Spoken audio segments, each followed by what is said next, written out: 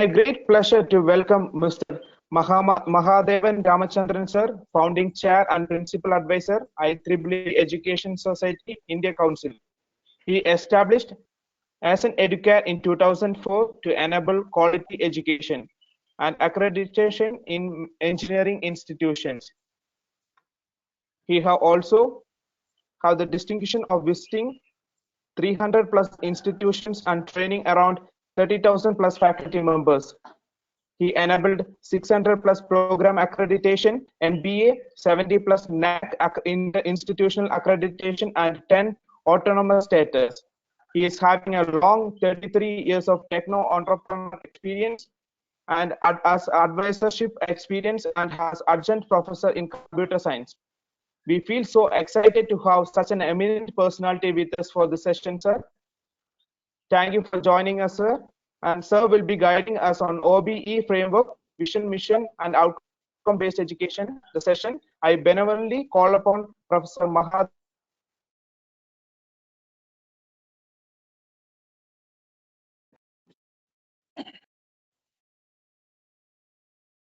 Yeah, good morning.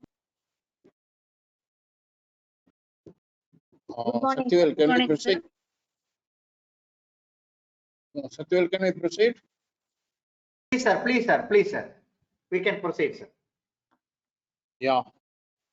Yeah, good morning. I am Mahadevan. I am addressing from Chennai, Tamil Nadu. And I thank the Nehru Group of Institutions and the Secretary, Dr. Krishnakumar, and the principals of Nehru Group and Dr. Sakthivel for giving the opportunity to extend this talk on outcome-based education.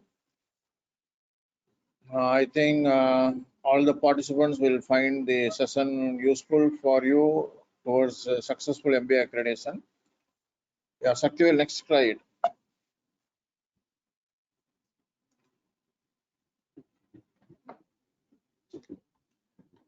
Sakthivel, next slide. Sir, I'm moving, sir. Moving, sir. Yeah, next. Next.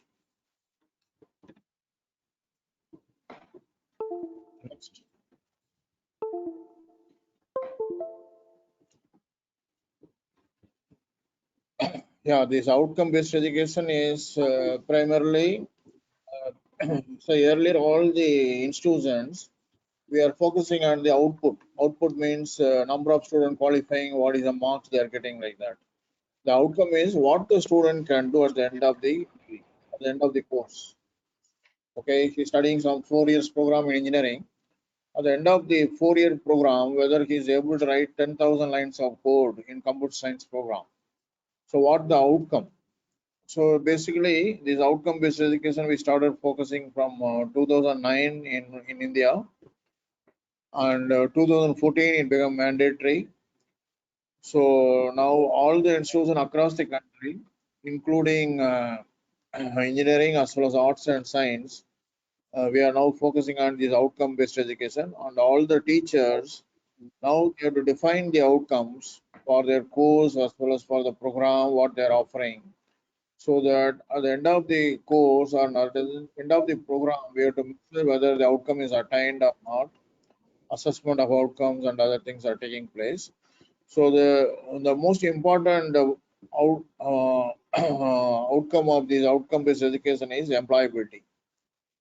Okay, and meeting the expectation of the stakeholders. So that is the fundamental foundation of this outcome-based education, whether we are meeting the expectation of the stakeholders like students and parents, and whether we are improving this employability of the students by changing the curriculum, by introducing the value-added courses. All the things is part of this outcome-based education. So today we'll focus on this OBE. So the most important thing is all the faculties have to change the mindset. The most important thing is changing the mindset of the faculty members. Earlier you are focusing on the syllabus is there, you are going and delivering the syllabus in the classroom. Right now you have to find out whether the syllabus or the curriculum is enabling this employability, and if you feel it is not helping much in employability, you focus on some value-added courses or add-on programs introduce in our curriculum so that the student will have the employability skills. So definitely outcome-based education improves the employability of the students. That's why we are adopting this outcome-based education. Yeah, next slide, Sakthivel. Next slide. Yeah.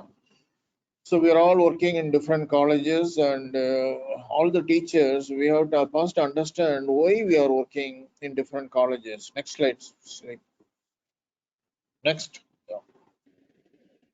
Sakthivel, next slide.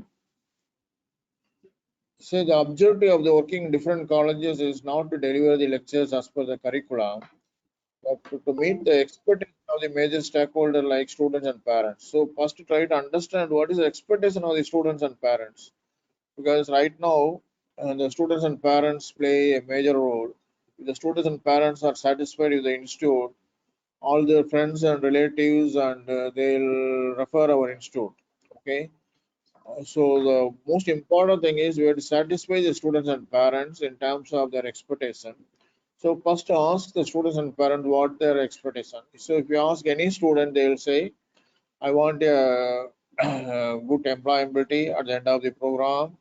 Or the parents will say, my children should have a degree, and then my children should have a good opportunity for employability. He should work in a multinational company. So these are the basic expectation of the students and parents. Okay, but all our focus in our 4-year engineering program is just focusing on the syllabus, curriculum delivery, and preparing the student for examination. So basically, all the head departments, all the principals, and all the faculty members, now you have to change your mindset and you have to start focusing on employability concept. And wherever possible, or not wherever possible, you have to make it a continuous process that all the entire curriculum will revamp it and make it more employability oriented, so that at the end of the 4 years program, student is able to get a outcome, that is he is able to get a job or he is able to go to higher studies. So that is very important. So the holistic objective is meeting the expectation of the students and parents. And again, the industries also, they want students with employable skills or graduate with employable skills. And the society is again looks for engineers with ethical skills like that. Okay, so that's why we are focusing on this OBE. And another important thing is all these faculty members try to understand what is quality. So quality also, if you Google it, there is no exact definition. It's a degree of excellence or satisfying the stakeholders or conforming some standards like that. Okay. So when you are talking about this outcome-based education and when we are talking about the quality, the degree of excellence, so we have to maintain the degree of excellence in terms of the infrastructures, and we have to maintain degree of excellence in terms of faculties. We have to maintain degree of excellence in terms of teaching learning resources. We have to maintain degree of excellence in terms of employability skills. So when we are able to maintain the degree of excellence each and everywhere, we'll be able to satisfy the students and parents and ultimately the industries also. So we are able to satisfy the stakeholders. So actually all the principals, all the head of department and all the faculty members try to maintain degree of excellence everywhere so that you are met satisfying the stakeholders. So okay. So all the faculty members, our focus will be on employability skill for students and satisfying the students and parents in terms of meeting their expectation. So that has to be our mindset. And once you adopt this type of focus, automatically will be the outcome-based education. We are automatically implementing it. Okay, we'll discuss further. Yeah, next. So all the faculties and all the HODs try to understand who are the major stakeholders. Okay, so the major stakeholders are the students. Essentially, the students and parents and industries are the major stakeholders. Then the society is there, then alumni, and even the faculty and staff members are also members of the institutions. They're also the stakeholders of the major stakeholders. and members of the governing body, advisory committee, and the management team. Everybody is a stockholder. Okay, so try to take some input. Try to take the expectation. What is the expectation of the stockholder? Different types of stockholder. Consolidate all the expectation of the stockholder, and based on this expectation of the stockholder, you try to frame your strategic plan for your growth and quality and accreditation and everything. Okay, so the stockholders play major. Uh, they are playing a major role in our in any institutional building. So, but so far we are never focused on the stakeholders because all the faculties, we are all very busy in completing the syllabus and preparing the student for examination. But now the concept is changing. Now, first you identify what is the expectation of the stakeholder, and based on the expectation of the stakeholder, you change your teaching methodologies, you change your delivery methods, you change your examination systems, and you change your curriculum. You go for value-added courses, add-on programs, a lot of opportunity for co-curricular and extracurricular activities. So students overall personality development. So that is our has to be our main focus. Okay. So first you try to undertake a survey among the stakeholders, find out what is their expectation. Based on their expectation, you try to offer a tailor-made student-centric teaching learning process so that the stakeholders are satisfied. So that is a major task we have to do it before beginning this accreditation process. So all the heads of department and principal try to take a survey among the stakeholder and find out what is their expectations. Okay, that is our first task. Okay, next. So once this outcome-based education is, they address the key questions of the stakeholders.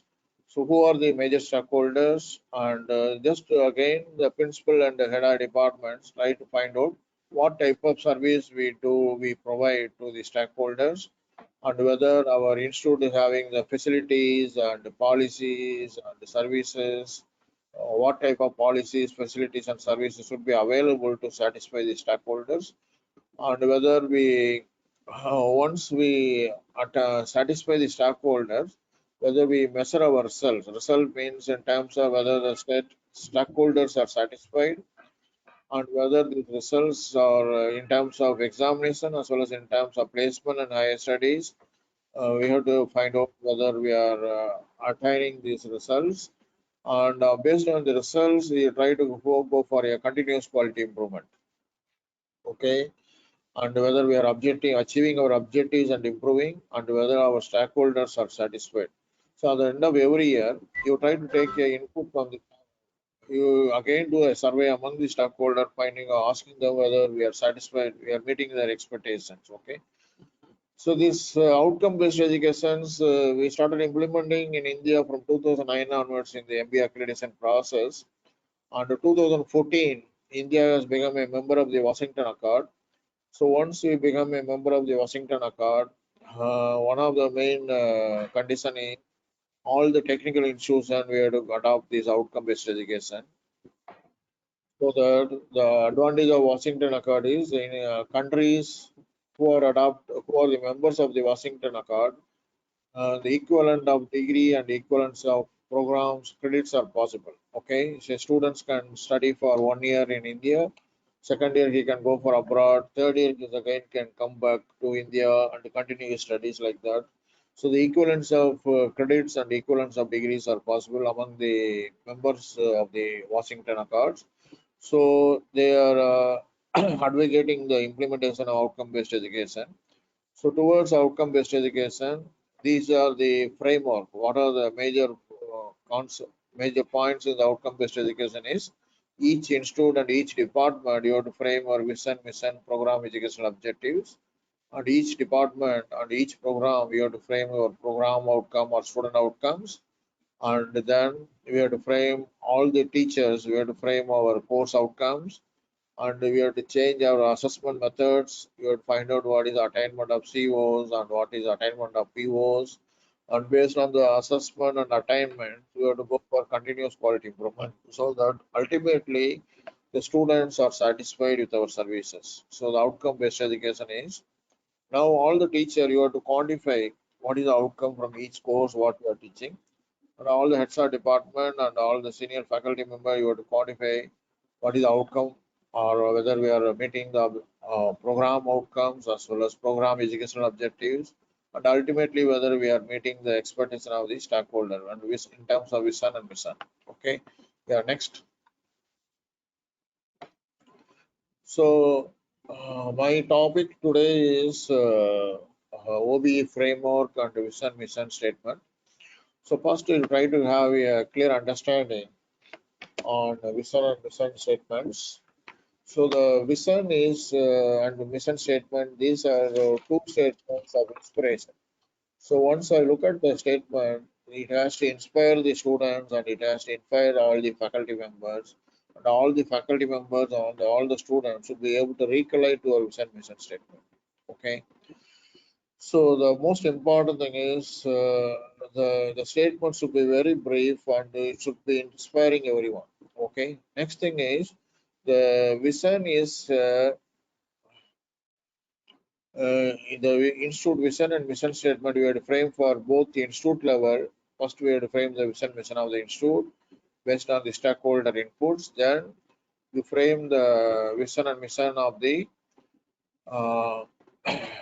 you have to frame the vision and mission of the each program, so that okay. So you have to frame the institute vision mission of the each program. We have to frame. Okay. Sakthivel, the screen is visible. Sakthivel, screen is visible or not?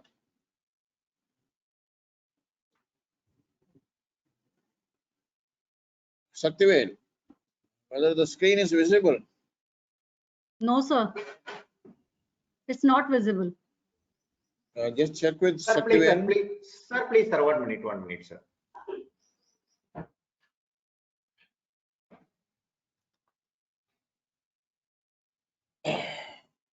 So this vision and mission statement are the statements of inspiration, and you have to make it very brief, and you should be able to, all the stakeholders should be able to recollect the vision mission statement.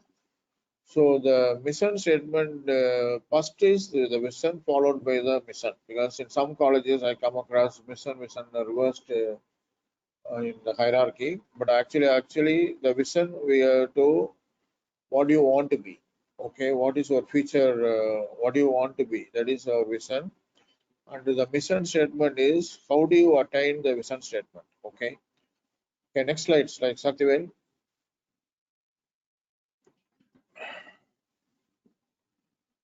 Next slide, Sakthivel. So the Sir, I vision changed is what is your, yeah, what is your intended future? Okay, the vision statement is what is your intended future. So make it very brief. All institute you want to become number one in the region, or the number one in the state, or something like that. So basically you can say I want to become a premier institute. So this is your vision. So very clear vision statement. I want to become a number one institute, or I want to become a premier institute. Okay. So once you define you want to become a premier institute, then you define what are the statement, what are the activities will make you as a premier institute. Okay. Next slide. That is your mission statement. Okay. Sakthivel, next slide. Yeah. So the mission statement is, once you say you want to become a premier institute, the next thing is how to reach the premier status is we should have a state-of-the-art infrastructure on the campus. Okay, so your campus will be very greenery and we'll have all the state-of-the-art infrastructure facilities in all the departments. And the faculties will be well experienced and quality faculty members will be available. And in addition to, you want to become a premier institute, you try to have a lot of MOUs or collaborative activity with industries, because ultimately our students are going to work in the industry. So try to have a lot of collaboration with the industry and initiate a lot of research and developmental activities and undertake consultancy assignment from the industry and try to make your program, UG and PG program, more aligned with the industries. Okay, so you make a very simple and brief mission statement for the institute. So the vision is emerging as a premier institute, and mission is providing state-of-the-art infrastructure facilities and having quality and experienced faculty members and enhanced industry interaction, research, consultancy, industry-specific program. So once you frame the vision mission of the institute, the principal and the management try to review the vision mission statements in your governing body meetings and your college academic admin meetings, finding out whether we are able to step by step whether we are reaching the vision, and step by step whether we are initiating the activities so that you will be able to attain the mission statement. Okay, it's very important because most of the colleges, once we frame the vision mission, nobody discusses about it in the governing body, and nobody reviews whether we are reaching that level or not. So once in every 6 months, you try to review whether you are able to, what is the uh, level of attainment of the vision and mission, and try to take corrective action everywhere, so that slowly within next 3 years or next 5 years, you become a premier institute in Coimbatore, and then you become a premier institute in Tamil Nadu. Then within next 10 years or 20 years, you become a premier institute across the country. So likewise, we have to review our vision mission statements in our governing body and academic advisory boards like that. Okay, next slide. So based on this vision mission of the institute, try to go for each program, each department, try to go for your own department vision and mission. And make sure your vision and mission, the department vision and mission statement, tally with your institute vision and mission statement. Okay, so the institute vision is premier institute. So the department vision can be emerging as a premier department in the specific program like civil engineering, for civil engineering education, research and service. Okay, so the department vision will be emerging as a premier department for civil engineering education, research and services. Okay, then once again you say it's a premier department, how to attain the premier status? Again, we will have state-of-the-art infrastructure facilities in the civil engineering department, and we'll have state-of-the-art highly qualified and experienced faculty members in our department. And if you want to become a premier department for civil engineering, then your graduates will have the scientific and technical knowledge and excellent engineering skill for professional practice, advanced study and research. So that's again one of the outcomes. Then the civil engineering department will interact with industries and will address the infrastructure, public health and environmental production for sustainable development. Then the department will inculcate professional and ethical responsibility among the students towards industry, society and environment. Okay, so these likewise the vision mission statement we have to frame for each department.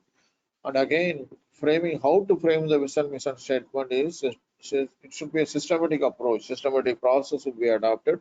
We'll again discuss how to frame the vision mission statement based on the stakeholder inputs. Okay, next slide. So once you frame the vision mission statement based on the stakeholder input, each department next you have to frame on program educational objectives under OBE.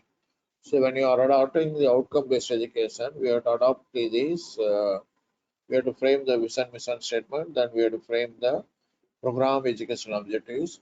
So all the HR department and all faculties try to understand first what is program educational objectives. Okay, because without the fundamental definition, understanding the definition of the program educational objective, we can't frame it POs. So it's a very simple statement given by ABBET. ABBET is Accreditation Board for Engineering Technology based in USA. Basically, most of this concept we are adopting from ABBET accreditation only. So very simple definition is graduate accomplishment. Okay, what the graduates will attain after graduation.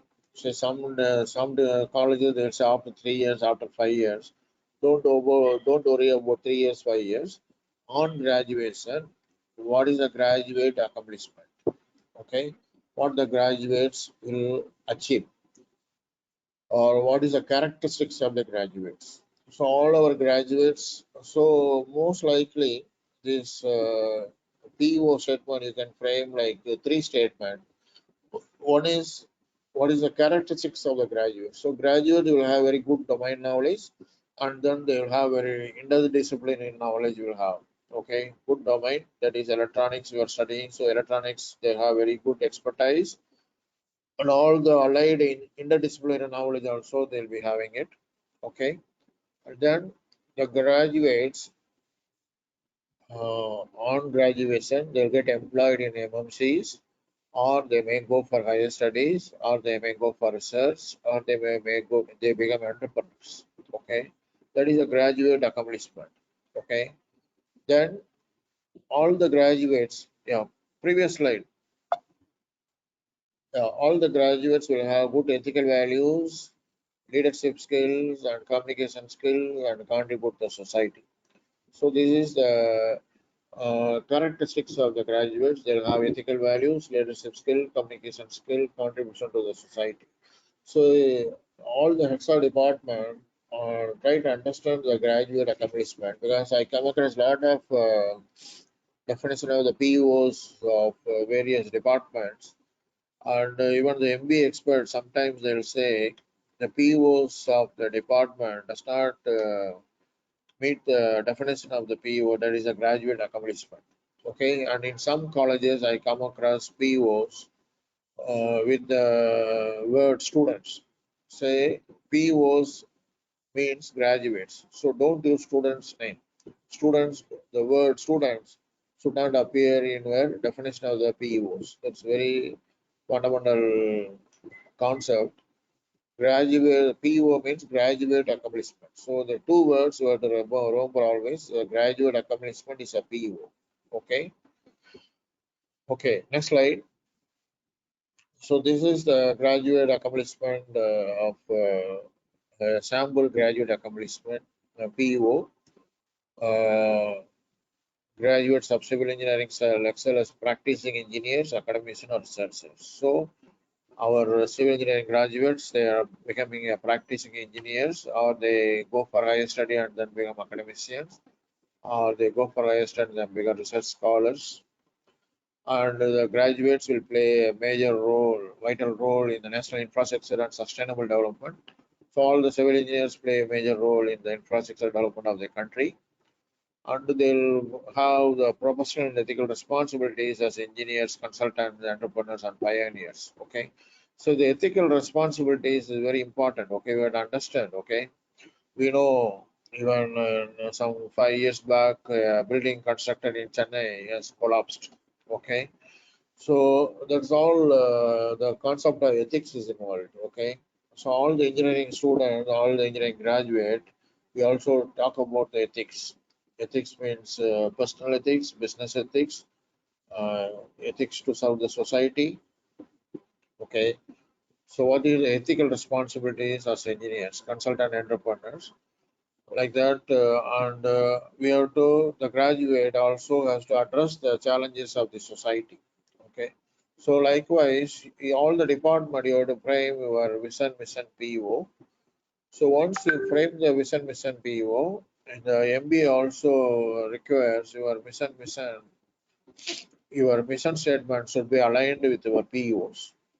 So you have to, at the head of department, you have to verify whether the mission of the department is aligned with the PO of the department. So that mapping also you have to do it and you have to verify it. Yeah, next slide. Yeah, I think the participants, I think there is a provision for chat, and any queries you want to have it, please send a message through the chat box so that I'll be able to address any doubts or queries of the participants. Okay. So another important thing is all the heads and faculty members try to understand what is our program outcome. So the program outcome, the students' outcome, and the students' outcome is it is called a students' outcome in ABAT, and in India, the MBA we call it as program outcome. It is essentially the students' outcome. Okay, and it talks about the skills and knowledge and behavior of the students occur during the 4-year program. So whatever the skills or knowledge or behavioral attitude attributes that are occurring during the 4-year times, it is known as program outcome. So these are the narrow statement, and the program outcome the students are expected to know and able to do at the time of graduation. Okay, that is the definition of the student program outcome or student outcome. Okay, and Sakthivel, next slide. And the MBA has defined this program outcome. Yeah, I think all of you try to understand what is attributes of the employable graduates.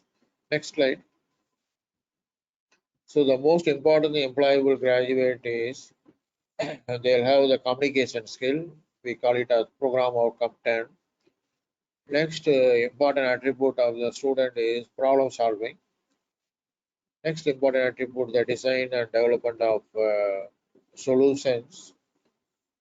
Then modern tool usage and contribute to society.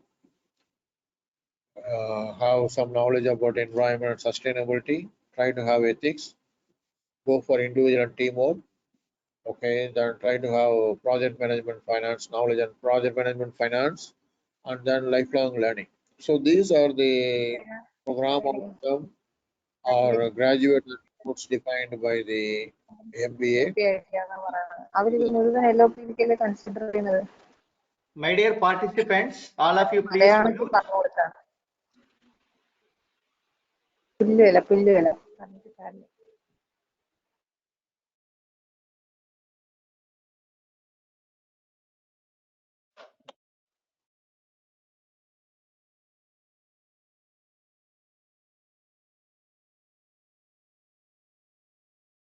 Yeah, these graduate attributes are defined by ABERT as well as it's adopted by MBA. And the same graduate attributes, we call it as program outcome. And all the engineering programs, all the 12 program outcome is common for all engineering programs. And each engineering program like civil engineering, mechanical, computer science and electronics will have their own program specific outcome. Okay, so all the HSR department we have to define our program specific outcomes for civil engineering or mechanical engineering, electronics or computer science. But most of the colleges, the head departments as well as the program assessment committee who are looking after this definition of this program specific outcome. You try to define a program specific outcome clearly for your department or program. Like civil engineering means try to define a program specific outcome for civil engineering. Mechanical, try to define a program specific outcome for mechanical engineering. Electronics, define for electronics. Computer science, be specific for computer science. So it is a domain, a very specific domain in computer science, like our students will have skills or data analytics or problem or skills, very specific skills for apps development. So like that, a very specific program specific outcome, you have to define it. Okay.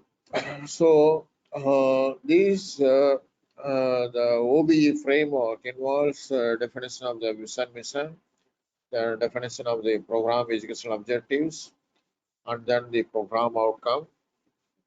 So the program outcomes we can classify under skills and attitude and behavior. So skills and knowledge related program outcome is PO1 engineering knowledge, PO2 problem analysis, PO3 design and development of solution, PO4 investigation of the complex problem, PO5 modern tool usage, PO10 communication skills, then P11 is project management finance. So these are all skills and knowledge. So ultimately, the outcome-based education, it is not we are measuring this student's mark or anything. We are trying to assess whether the student is having the skills and knowledge, whether he is having at the end of the 4 years time or at the end of every semester, at the end of every course, whether the student engineering knowledge is improving or not, whether his problem solving skill is improving or not, whether the student is able to solution, design a solution for a problem. Okay, so through mini project or major project, whether the student is able to solve complex problem by investigations. Okay, whether the student is able to use hardwares and softwares. A lot of modern tools are available. Whether the student is improving his communication skill every semester. Whether the student is able to acquire knowledge and project management finance. So basically, essentially what it implies is when the student is able to attain all these program outcome or the student outcome, ultimately student is become employable because student is having a very specific domain knowledge, he is having very good problem solving skills, he is having very good communication skill. So automatically this improves his employability opportunities. So all the heads and the faculty members, now we are focused on attaining these outcomes on each and every student. Okay, that's very important. So even some colleges have gone to the next level. Student wise, they are tracking whether the POs are attained every semester. So they have come out with a small Excel-based software system by which every semester they are measuring whether the POs are improving among the each student. Student-wise, they are tracking whether these POs are attained or not every semester. So at the end of the 8th semester, student will have attainment of all these POs so that employability is guaranteed. So once you attain all these POs, so the employability is guaranteed. Say, so we come across different advertisement like SRM or VAT having 7,000 students placed on a first day. So what it implies, okay? So on the first day itself, nearly 7,000 to 10,000 students are getting selected. So these companies, what they have some aptitude skill, some screening test or something they're doing it. So to understand whether the student is having the problem solving skill. After the screening, they go for the uh, uh, interviews, personal interviews. They try to have it where they are measuring the communication skill. So once they understand the student is having the problem solving skill and communication skill, automatically they shortlist the student and they put them on the domain specific training program so that automatically students are getting selected. So likewise, all the colleges who are located in the rural Tamil Nadu or rural in India try to focus on the communication skill and problem solving skill so that from the first semester onwards, so that student will get these specific skills in terms of employability. So even most of the colleges were advocating one period, compulsory one period on English communication skills in our timetable.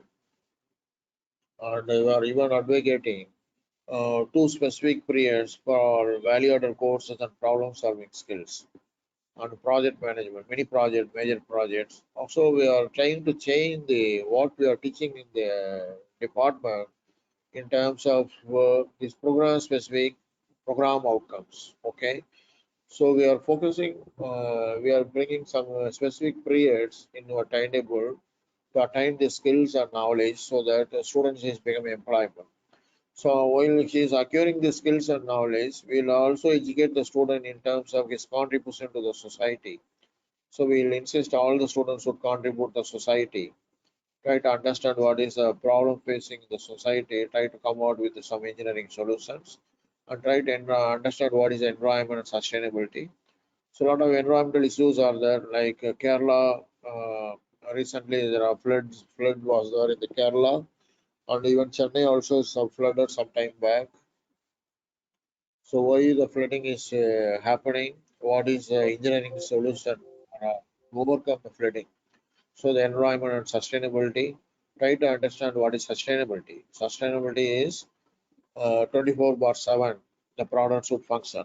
That is one point of sustainability, or we'll be able to, all the students will be able to attain this outcome. That is one of the sustainability. So, and ethical values. So try to teach the students what is your personal ethics, and what is your business ethics, and what is our ethical contribution to the society. So try to teach what is ethics, and try to practice ethics. That's very important. So when I went to one college in Kerala, in each floor they had one ethical club which they have formed it, and in each floor of the building they left one shop, small shop, unattended by any student. So the morning they open the small shop, they leave all the chocolates, paper, pencil, rubber, everything on a table, and any student wants to take any item, he can take it, and he leaves the money behind in a small box. So at the end of the day, the class leader or the floor in charge will come on to verify how many items are gone and whether the money has received it or not. Maybe at the beginning there may be some sort, the money may not match with the sale of the items, but over a period of time, the students are acquiring the ethical values, and every day it will meet, the expected money will be there in the box. So it is a personal ethics. Okay. Likewise, we can have a lot of each college uh, dustbin. We can have it in each classroom, in each floor, and we can educate the student. All the dust you try to put it in the dustbin. Okay. So small things we can evolve, or we can implement it in our college, so that student will have the ethical practices and ethical knowledge like that. Then individual teamwork is very important. We have to teach the students how to work as a team, because you have to understand ISRO, when they are sending the rocket to moon, it is a contribution of more than 1 lakh engineers. Okay, 100,000 engineers. So not by one individual. It is a contribution of 100,000 engineers. 100,000 engineers. Okay. So the teamwork is very important concept in engineering. You have to tell the student how to work as a team member, how to work as a team leader. Okay, and we also educate the student. Lifelong learning is 100%. We had adopted, especially in computer science or especially in engineering. So in engineering, every student has to adopt the lifelong learning or self-learning. So we had educate the student. Self-learning is more important in engineering programs. Okay. So this program outcome, we have to focus on our engineering curriculum under outcome-based education. So the most important concept is, once you attain this outcome, automatically the student is getting eligible for employability, or he's having very bright chances for employability. So all the heads of department and faculty members, we have to focus on employability of the students. Okay, that's very important. So in case if you have any doubts or question, please put it on the chat box so that the message will come to me and I can address it. Okay, Sakthivel, next slide. Yeah, Sakthivel, next slide. Sir, change it. So, Change it, sir. yeah, how to derive the vision, mission, and PO. That's a very important concept. I think in the MBA, criteria 1, you want to deal with your vision, mission, and PO. I think 60 mark is there. So one of the question is how to frame the vision, mission, and PO. What is the methodology you are adopting framing the vision, mission, and PO? I think 25 mark is there for framing the vision, mission methodology. So all the heads of department and program assessment committee in your department, you should have documentary evidence that you are adopting a process in framing the vision, mission, and PO. So the process is basically, while framing the vision, mission, and PO, we have to take the input from the stakeholder. What is their expectation? Based on the expectation of the stakeholder, you have to frame the vision, mission, PO. So earlier concept is different. The HODs and principal will have a brainstorming session. They frame the vision, mission, PO, and they will circulate among the stakeholder and they'll correct it like that. But that method is not advisable. Best thing is first to try to understand what is the expectation of the vision, what is the expectation of the stakeholder, what is the student expectation. So once he joins the first year, you can ask the student why you have joined this engineering program, what is your expectation. Student definitely will say, I need a job.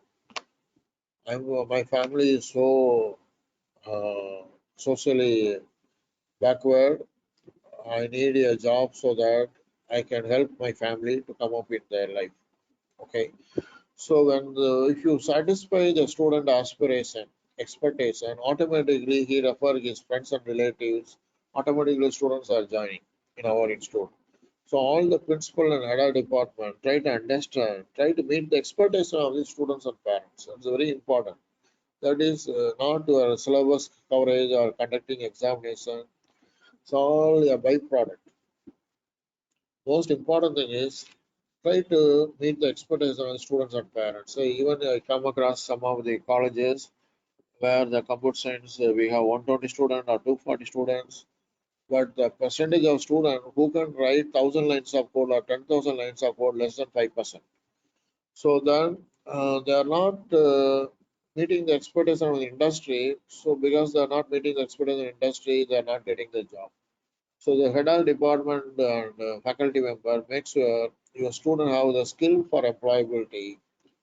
So first, when the student say he needs a placement guarantee, then try to understand how the head of department or how the institute can guarantee the placement. So try to understand their way. They try to find out what are the weaknesses of the students. Okay, the student may be from Tamil medium or he may be from the medium of instruction may be from Malayalam or maybe Tamil or maybe in Hindi.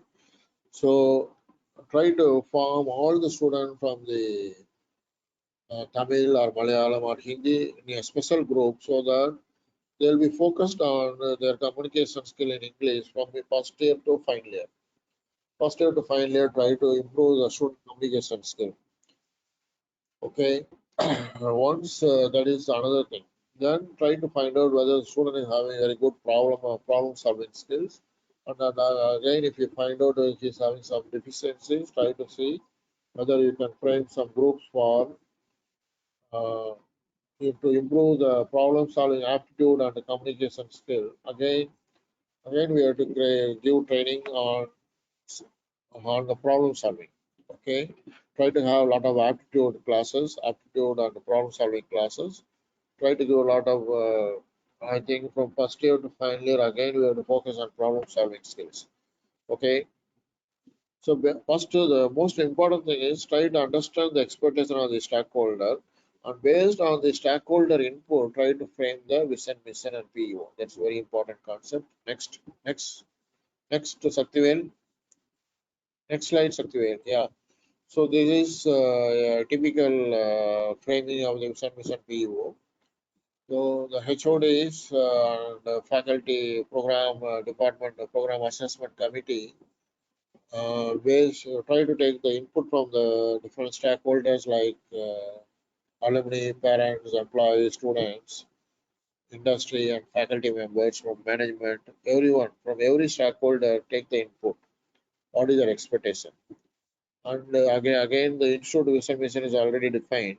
So based on the input vision mission, you try to frame your own department vision mission. And again, the draft vision mission, you circulate among all the stakeholders, find out whether it's meeting their expectation. And once you get the confirmation it is more or less meeting the expectation of the stakeholder, 2-3 iteration you can do it, and then you can approve the vision mission of the department, PO of the vision mission and PO of the things of the department in your governing body, or it can be approved by the principal, and then you display, adopt and practice the vision mission PO. So the statement is very important to adopt and practice. That's very again missing. So once we introduce this MBA accreditation in most of the colleges, the head of department or the faculty member, they don't adopt and practice this vision mission PO. So the vision mission PO should run in our blood, and the program outcome should run in our blood. Then only we can implement it, because we have to adapt and practice, and ultimately we have to adapt. We have to prove that the outcomes is attained. All the program outcome is attained through our courses or through our department. That's very important. So try, and whatever the process we are saying, we are adapting it. Try to have the support document. This is very important. That is, you have to collect the feedback from the stakeholder inputs. You have to consolidate. You have to, your program assessment committee have to come out with a draft vision mission statement, PO statement.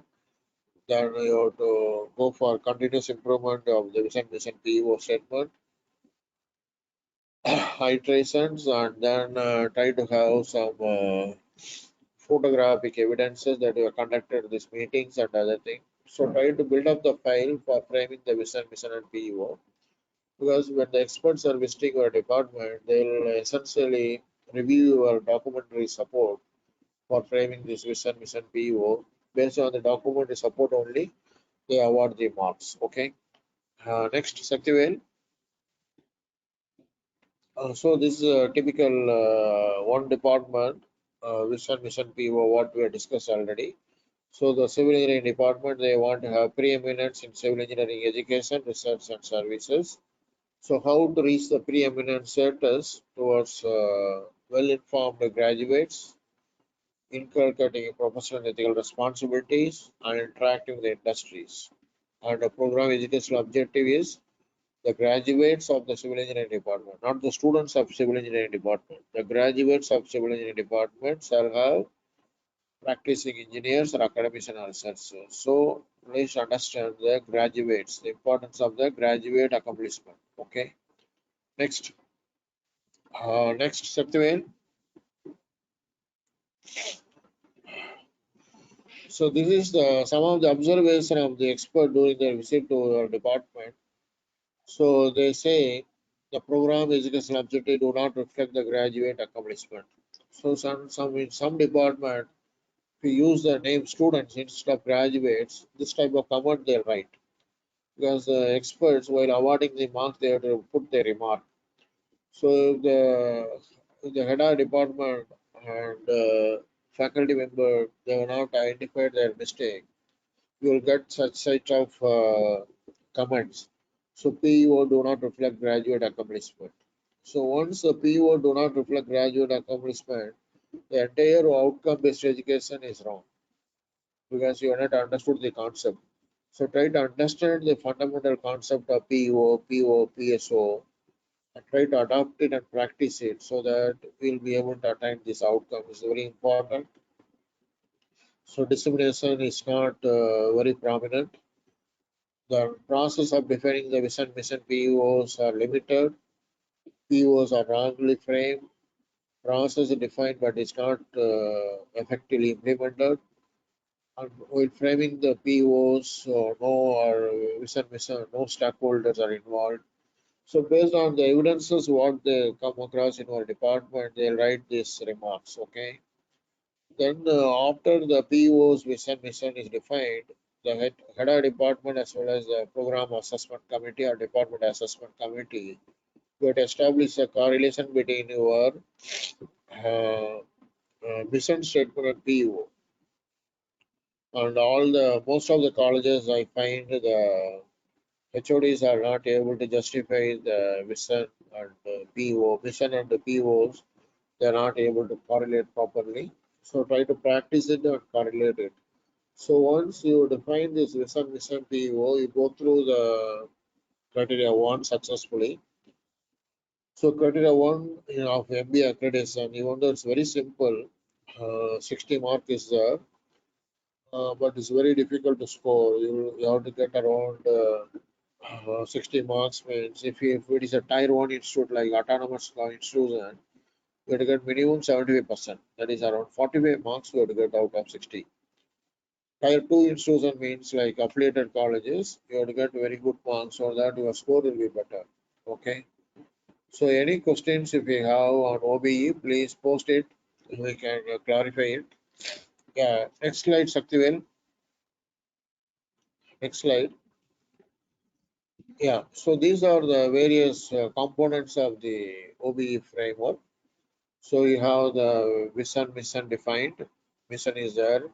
The program educational objective is already defined, and the program outcome is there, followed by the along with the program specific outcomes. So all these things we are not doing it because of we are adopting the outcome based education. So once you adopt the outcome based education, all department you will define your mission PEOs, and all department you will define your program specific outcome, and all teachers you will define your course outcome, and this course outcome you have to align with your program outcome. You will do the mapping of the program outcome and PSOs. So once you do the definition of these key components and the course outcome and mapping of the course outcome and program outcome, you go for the rubrics, that is assessment methodologies. So whatever the conventional examination system, you are evaluating the students on his knowledge, whether he has acquired the knowledge. What is outcome-based education? We have to do the assessment whether he has acquired the skills for employability, whether he has the skill for designing a project, whether he is having the skill for solving complex problem, whether he is having very good communication skill. So the rubrics or the methodologies you have to change it, the assessment methods you have to change it to assess the program outcome, various program outcome, various program specific outcome. So then you have to come out with some performance, measurable performance criteria. We call it as performance indicators.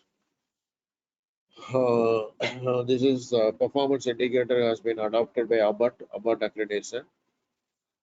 And based on the performance indicator, based on the program outcome, the teaching learning process, you have to change it. So right now from the teacher oriented teaching learning process, you are coming for a student centric teaching learning process.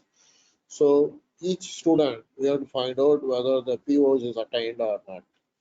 And if he is lacking some, if he is having some deficiency in acquiring the skill for employability, like some 50% students, they are not able to communicate in English, then the placement is limited. Okay. So now we have to change our educational approach. We have to focus on their communication skill for employability. So these educational practices or strategies, we change it. We try to go for continuous improvement, assessment and evaluation and the continuous improvement.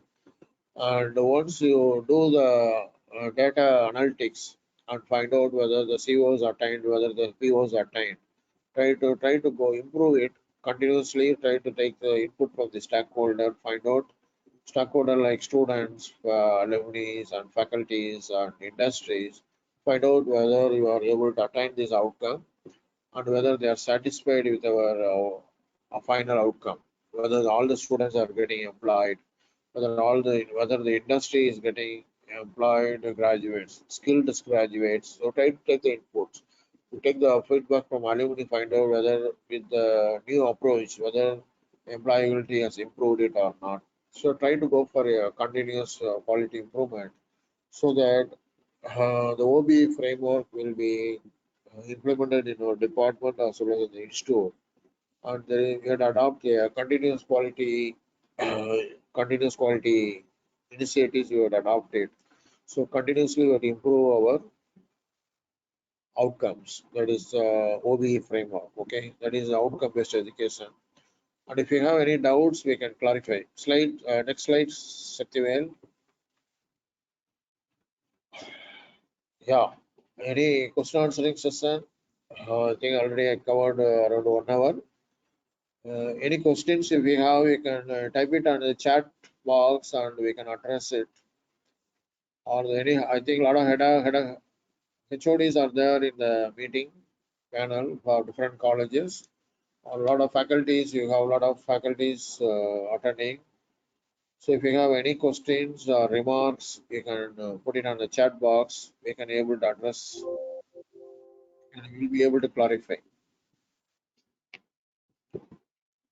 My dear participants, I kindly request you, if you have any doubt clarification, please unmute and you can speak to sir. or you can post your questions in the chat box so that sir will answer. We respect all our valuable participants for interactions. Sir, good morning, sir. Subasree. Sir, I have one doubt that, right, we have to conduct a DAC meeting in our department. So is it required that every year we can conduct, or number of times we wanted to conduct to refine these statements? Any specific number of times we wanted to conduct, sir? No, once, whenever there is a change in the syllabus or whenever there is a change in the market requirement, like if you take computer science, right now people suddenly say they need people with a Python skill or the people with Java or latest technologies, they want the skill. Okay. So whenever there is a change in the market requirement and whenever there is a change in the syllabus, try to conduct this department advisory committee meeting. Try to change your focus. And when we are changing our focus, even this program specific outcome and POs also, if you want, you can revise it. Okay. So like previously, we are preparing the students with the skills on C or C plus or Java. Right now, the skill requirement is students have the skill for developing apps on Android or iPhone. So now the focus is shifted. So your program specific outcome will be changing. And based on this, because now we are focusing on employability of the student in web-based application or developing application for Android or iPhone. So now, based on this change, shift in the focus, our PSO as well as PO also will change. Okay. So whenever there is a change in the syllabus or whenever there is a change in the industry requirement or whenever there is a change in the outside world, try to change yourself, try to adopt it. Okay. So it is left to you as a head of department. When you feel your students are not able to getting employed with the old skill, they want a new skill, then you want to change your department curriculum. So you can say, I'm coming under anonymity, I don't have any right to change the curriculum. It's not like that. You deliver your syllabus, no problem. But along with the syllabus delivery, you integrate a value-added course where the student have the skill for employability. Okay, that's very important. Yeah, yes, madam. Yeah, okay. Thank you, sir. Thank you. Sir, good afternoon, sir. I am Kala Devi from Yes, Sonal College of Technology, sir. yes, madam. Sir, I have two questions. First one is there any specific length for the document to be prepared as vision or mission, sir? And the second one is give some suggestion that you have mentioned about ethical thing that we can recognize from the students, so that we inculcate some ethical values in them. So you can give additional things so that we can follow in the college also, sir. Thank you, sir. Okay, thank you, madam. Yeah, one more. Bharati, I think she is asking about PS also. Okay, we'll address all these three questions. So one thing is the length of the document. So there is no length of the document, but they try to go for a systematic approach. Okay, when you are defining this vision, mission, POs, the expectation is your vision, mission, POs. You have to frame it based on the expectation of the stakeholders. So first important thing is you not the survey. You don't do the student survey or alumni survey or parent survey. Try to circulate a generic expectation, some sort of questions to the stakeholder, asking what is their expectation, what they expect from the department, what they expect from the institute, and what is in 5 years time how the student see himself, and 10 years time what is his expectation. So like that, you try to collect the expectation of the stakeholder like students and parents and industry. Based then you document it that you have done this. You collected the expectation of the stakeholders and you consolidate all the major expectations. And based on this expectation, you try to have a brainstorming session among the faculty members, department advisory committee. Then you try to draft vision mission statement and PO statement. That is again secondary documentation. Third level is whatever the draft statement you drafted, select some key stakeholders, circulate among themselves, say what you are telling this is my expectation, whether this vision PO statement is meeting your expectation like that. You try to take a feedback, and based on the feedback, you try to improve your vision mission PO statement, and then get it approved in your governing body or by the head of department. Try to get it approved by the principal. Try to have the document evidences. So some 4 or 5 documents are needed. Okay, these 4 or 5 set of documents you have to keep it in a file while framing mission PO. So like that, there is no length of the document, but these are the expectation of the experts. Whether we are taking input from the stakeholders, based on the stakeholder input, whether we are framing the mission PO. So even in one college, I come across they even captured the brainstorming session by photograph. So they put a display board at the beginning saying that brainstorming session in framing vision mission PO. They capture the photograph. They put photographs part of the evidence. Okay, so likewise, the experts they want to see whether the systematic approach is there or not. Okay, that is one thing. Second thing is ethical practices. So one college implemented honesty shop. Honesty shop is what I am telling is each floor they shop open without any attending student attenders or any students, and the students are expected to pick up the paper, pencil, or rubber or chocolates, and they are expected to leave behind the money. Okay, that is one ethical practice. Another thing is you can make some dustbins in classroom, in corridors, in campus. So the student will leave the dust in the dustbins. And then in some colleges, in the hostel, the students they are expected to clean their plates on their own. So before taking the food, they will bring the plate and they clean themselves. And after having the food also, they clean the plates and leave it in their place. So small ethical practices we can adapt it. Likewise, even you can train the student yoga towards their personal ethics and train to ethical practice, personal ethics. Then business ethics is we can bring a lot of guest lectures from the industry people.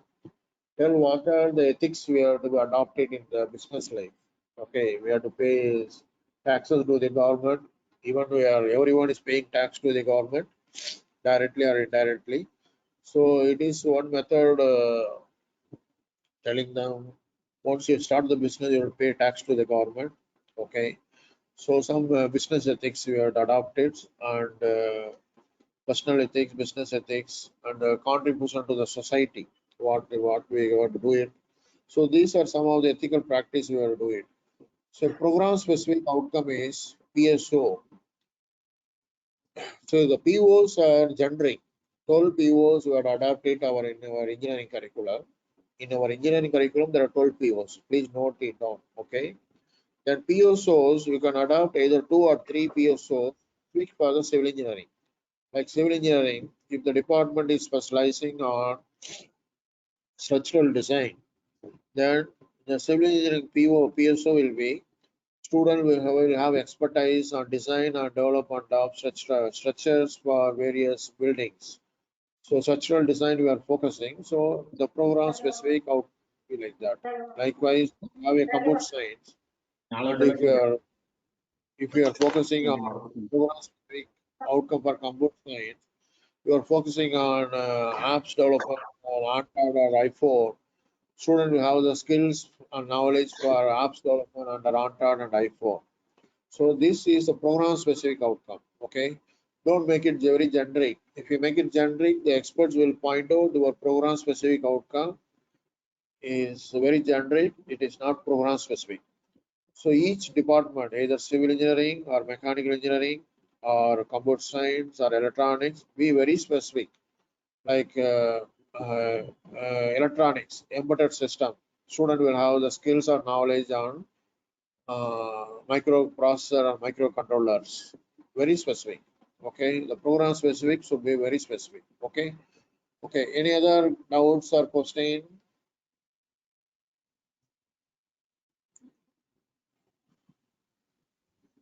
Okay. Okay. Sir, please, sir. Can I just, what the question, there is no length. Vision should be crisp. You have written one vision. You want to be the top premier. That's all. You have to. She was asking what should be the length. There is no length. Shorter the better. The second, ethics, time management. Go to the class on time, come out on the time. That is itself will be a good ethics from the teacher. Thank you, sir. Thank you, sir. Thank you, sir. Thank you, sir. Yes, Sakthivel, I think we can conclude and we can start the next session. Please, sir. Please, sir. Sir, thank you very much for your valuable input. Ashik, please continue. Thank you, sir. Thank you, sir, for such an excellent and informative session. Thank you, sir, for explaining about OBE framework and related topics in an excellent and elegant manner. You have strongly brought up the needs for outcome-based education. And thank you, dear sir, for reiterating the essentiality of achieving excellence as the final goal. Respected sir, thank you for guiding us through all the related topics of vision and mission statement. We sincerely thank you for your valuable time and effort, sir. Once again, thank you, sir. And I also want to thank Professor SHIVAPRAKASH, sir, for adding his own point for clarifying the comment questions. Thank you, SHIVAPRAKASH, sir, and thank you all.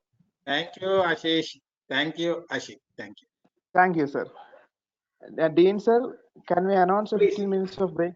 No. Break. No need. Break. No need. Please, 1 minute. Okay, sir.